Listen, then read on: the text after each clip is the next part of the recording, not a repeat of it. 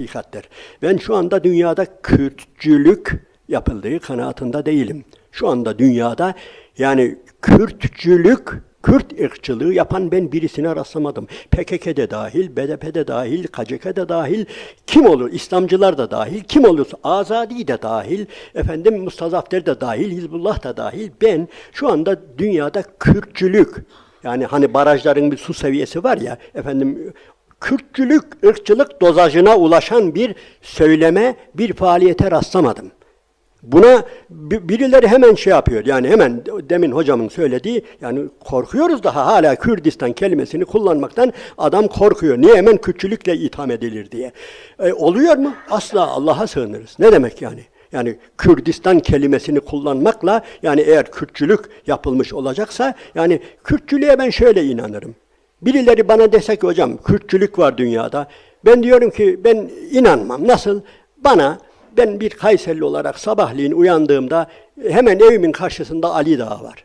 Orada ne mutlu Kürdüm diye ne diye koca bir yazı görürsem eğer belki o zaman inanırım. Veya sırtımda Erciyes Dağı var. Şöyle kalktığımda yani koskocaman bir ne mutlu Kürdüm diye ne diye bir yazı görürsem o zaman derim ki bunlar da başlamışlar. Bu Kürtler de Kürtçülüğe başlamış diyebilirim. Veya güzergahımda okullar var birkaç tane. O okulların yanından geçerken varlığımız Kürt varlığına armağan olsun diye Türk çocuklarına eğer böyle bağıttırılıyorsa Kürtçülük var ya bu ülkede diyebilirim.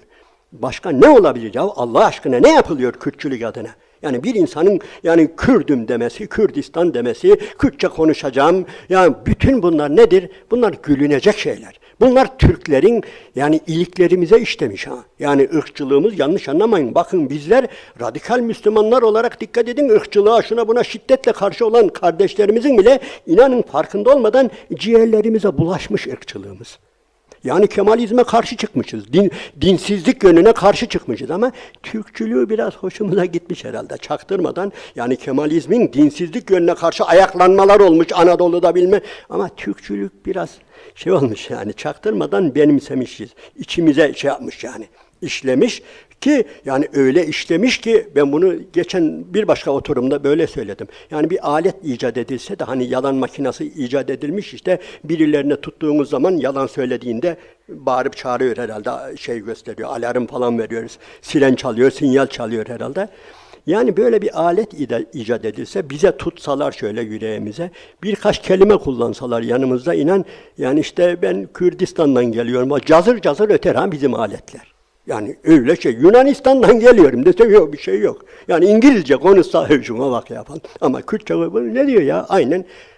Onun için bu hastalık Türklerde. Onun için ben bugün dünyada ciddi bir veya bu bölgede çok ciddi bir Türkçülük sorunu, Türk sorunu var. Türkçülük sorunu var. Bu bölgede hem de en dindarlarımız da artık ırkçılarımızı yani açıktan açığa dobura dobur Türk ırkçılığını yapanlar bir tarafa. Irkçılık İslam'da yoktur diyen radikal İslamcı Türk kardeşlerimizde bile ben şöyle nabız yokluyorum. İnanın bu var içimize bulaşmış. Onun için bir yazı yazayım ya baba biz faşist miyiz biraz falan diye böyle bir şeyler yazayım diyorum. Veyahut da